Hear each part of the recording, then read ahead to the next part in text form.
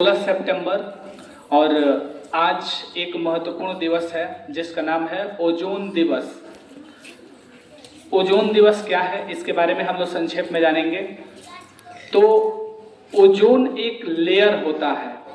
जैसे हम जहाँ पे रहते हैं इस प्लेनेट का नाम है अर्थ और यहाँ पे वायुमंडल है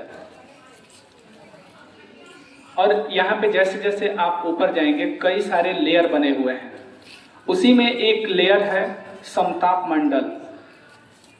उसी समताप मंडल में ये लेयर यानी कि ओजोन जो लेयर है वो पाया जाता है। ये खास क्यों है?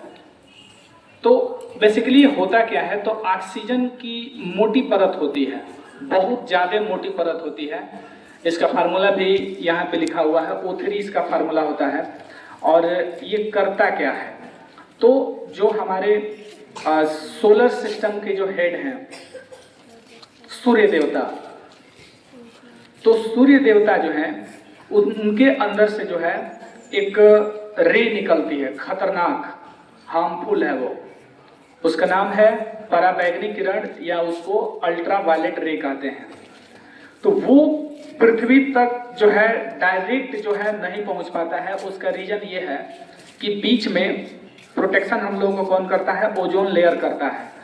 अगर ओजोन लेयर समाप्त हो जाएगा तो वो जो अल्ट्रा वायलेट रे है वो डायरेक्ट पृथ्वी तक पहुंचेगा जहां पे हम लोगों का घर है।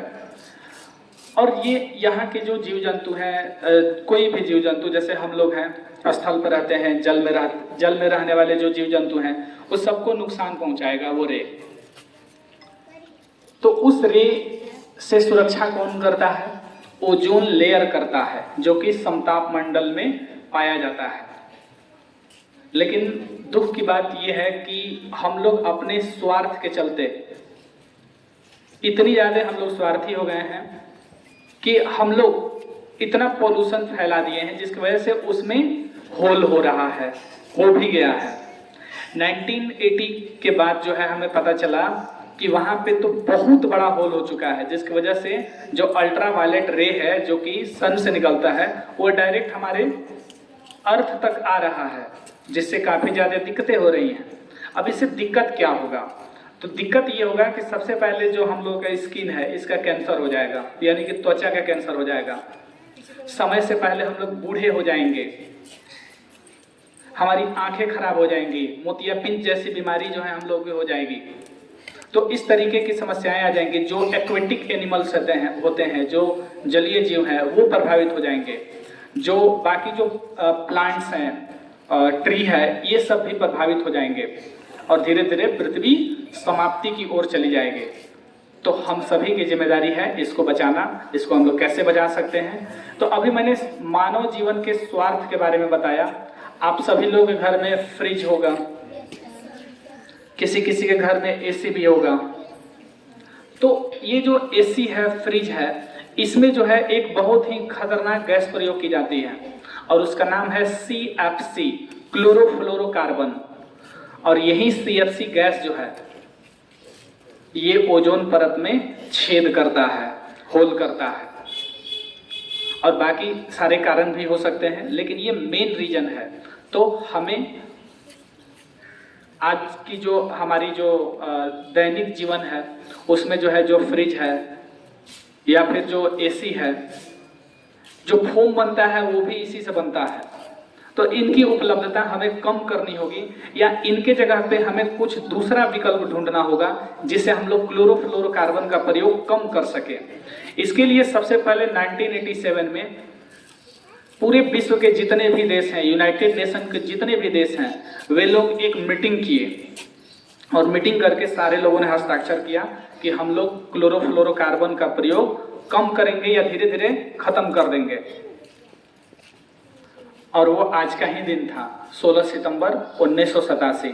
इसीलिए हम लोग हर साल 16 सितंबर को ओजोन दिवस के रूप में मनाते हैं और ये हम संकल्प लेते हैं कि हम अपने पर्यावरण को अच्छा रखें, संतुलित रखें, ताकि हम भी अच्छे से जिएं और हमारी आने वाली जो जनरेशन है वो भी अच्छे से जिए।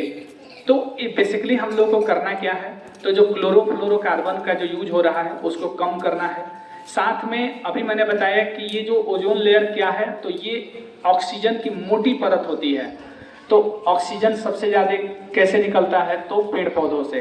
तो हमें पेड़ पौधों को अधिक से अधिक मात्रा में लगानी चाहिए, जिससे कि ऑक्सीजन लेवल मेंटेन रहे और ये जो है जो छेद हो गया है ओजोन लेयर में, वो उसको हम लोग भर सकें। और आश्चर्य की बात मैं आपको बताऊं कि जब कोरोना टाइम था, जिस समय पूरा संसार ही रुक गया था, गाड़ियां बंद हो गई थी, कारखाने बंद हो गए थे, पॉल्यूशन कम हो गया था, उस समय ऑक्सीजन लेवल बढ़ा था, पॉल्यूशन कम हुआ था और जो ओजोन लेयर में जो छेद हुआ था वो धीरे धीरे भरने लगा था।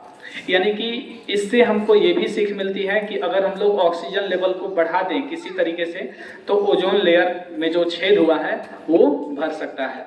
तो आइए हम सभी संकल्प लेते हैं कि हम सभी अपने दैनिक जीवन में कम से कम, अपने पूरे लाइफ में कम से कम एक पेड़ जरूर हम लोग लगाएंगे।